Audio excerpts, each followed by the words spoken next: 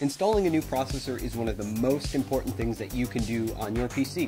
It's the brain of the computer after all. So if you have a brand new AMD Ryzen processor that you're ready to install, we have a couple tips and tricks for you to safely and securely install or replace your AMD Ryzen CPU.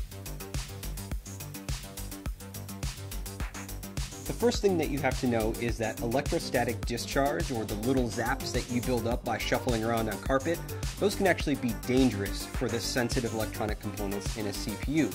But there's a way to deal with that. First, don't build a computer on a carpet, don't build it on a rug. Hardwood floors or even tile floors would be best. Secondly, you can deal with electrostatic discharge with an ESD strap. On one end, there's a wristband that you simply put on your wrist.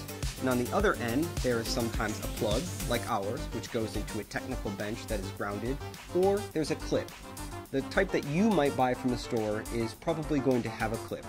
To use that, you would simply turn the power supply off on your computer and then attach the clip to the power supply. Any bare metal on the power supply will do. That means when the static that builds up in your body doesn't go into the CPU, instead it goes through our handy wrist strap, through the power supply, and back into the wall outlet. That is a great way to keep your CPU safe.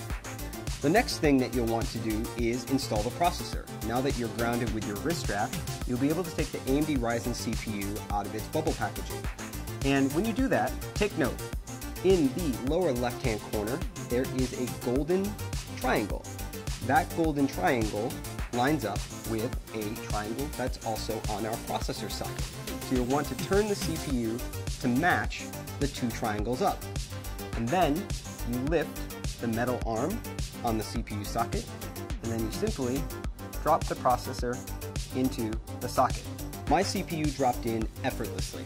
It should feel really easy to install this CPU. If it's not easy, then the CPU is either installed in the wrong orientation or you've not yet raised the metal retention arm on the socket. So once the CPU is installed, you can simply put that metal arm back down, and now the CPU is installed.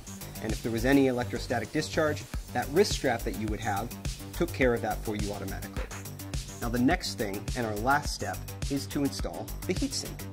AMD Ryzen processors come with a heatsink inside the box. And when they come from the factory, they have a thermal compound pre-applied. That thermal compound ensures good heat transfer from the processor to the heatsink and out into the world. It helps keep your processor running cool and quiet. Now, if you've installed and removed this cooler a couple times, that thermal pad might be worn. You can clean it off with isopropyl alcohol, very easy.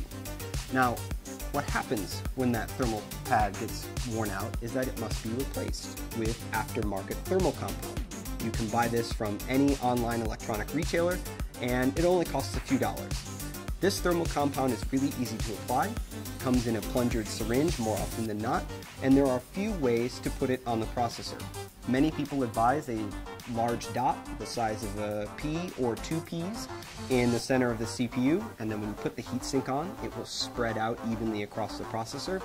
Other people recommend drawing an X shape across the CPU with thin beads of the thermal compound. And again, when you apply the cooler, the pressure of the cooler on the CPU will evenly spread out that thermal compound. It's important that you don't have too much compound, which can hurt your temperatures, or too little compound, which can also hurt your temperatures. You just want a nice, paper-thin, even application of the thermal compound on your CPU, just about what it looks like on the bottom of the heatsink from the factory.